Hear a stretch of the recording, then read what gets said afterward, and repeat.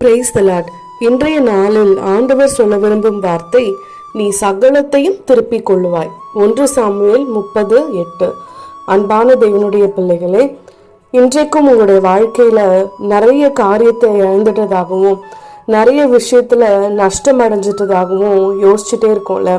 அதனால கவலையினால வியாதி, குடும்பத்துக்குள்ள சமாதானம் இல்லாம, நிம்மதி இல்லாம ஒவ்வொரு நாளும் கடந்து போயிட்டே இருக்கே, வருஷங்களும் கடந்து போகுதுன்னு சொல்லி ஒவ்வொரு நாளும் அங்கலாய்க்கிற நம்மை பார்த்து ஆண்டவர் சொல்லுறது, நீங்க இழந்த எல்லாவற்றையும் திருப்பி கொள்ள போறீங்க.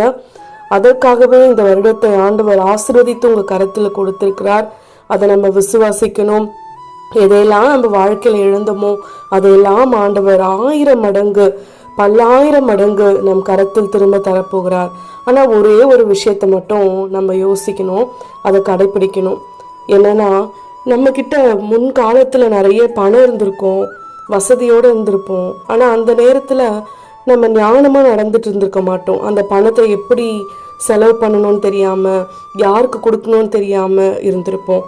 அதையெல்லாம் இன்றைக்கு நம்ம மாற்றிக்கொண்டு ஞானத்தோடு நடந்து திரும்பவும் நமக்கு ஆண்டவர் கொடுக்கிற ஆசீர்வாதத்தை பாதுகாப்பாய் வைத்து அநேகருக்கு உதவுகிறவர்களாய், கொடுக்கிறவர்களாய் ஆண்டவர் நம்மை மாற்றப் போகிறார். விசுவாசிப்போம். ஆமேன்.